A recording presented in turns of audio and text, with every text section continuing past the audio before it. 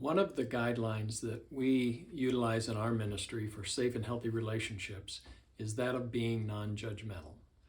Now, I have found this guideline really helpful for a lot of reasons. Most pointedly for me is I, by nature, I'm a fixer. And fixers, to fix things, you've got to identify what's wrong. And I tend to see things that are wrong and ought to be fixed. I see that in everything around me, and I see that in people. And what I'm aware of is I tend to be a little bit of an evaluator and a judgment factory. And what the guideline of being non-judgmental has done to me is it's challenged me to look at, am I coming at you in judgment or am I coming at you in love? Now, sometimes we might have evaluations and we might want to share those evaluations in a loving way. I get to that as we talk about other guidelines in another segment. But what I would share with you, for me, is being non-judgmental is hard work. And being non-judgmental forces me to build safe and healthy relationships. I'll share a story with you briefly. Several years ago, I was having lunch with a man. And in this conversation with a particular man I'm talking to, I started talking about another man who is not at this lunch with us. And I was evaluating and critiquing parts of his personality that I thought were unhealthy. And this man stopped me in my tracks and he said, "Stop judging him." And I was taken back by that. And he said, "Stop judging this man who's not in our presence. If you have something to say to him, say it to him, not to me. Because when you judge him in my presence, you become unsafe to me."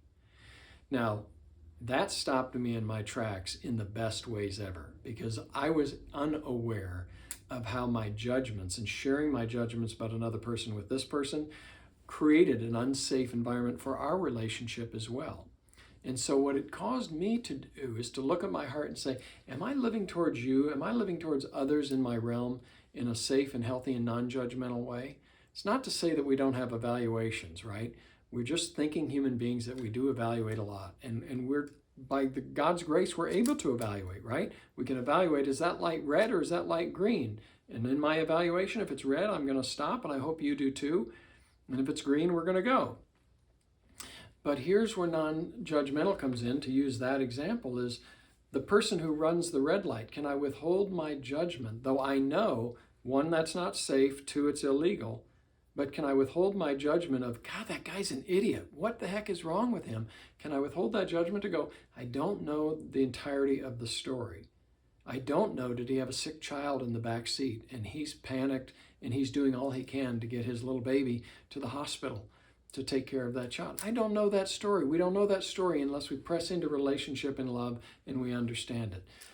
Here's one of the things that it has really helped me with, is it has encouraged me to be a more loving man by withholding my judgment and getting the rest of the story. It encourages me to meet people right where they are. This is Jesus, right? Jesus met people where they were. He knew all their story, but he still met them where they were, and he invited them, walk with me in love. And so the encouragement I've taken from this guideline that I've tried to employ, and I don't do it perfectly in my life, to meet people in a non-judgmental way, is also to just show up with them where they are and to show up in love. Share this with you because it's been so helpful to me. Maybe you'd like to try it and see if it doesn't help you and help you build safe and healthy relationships in your life.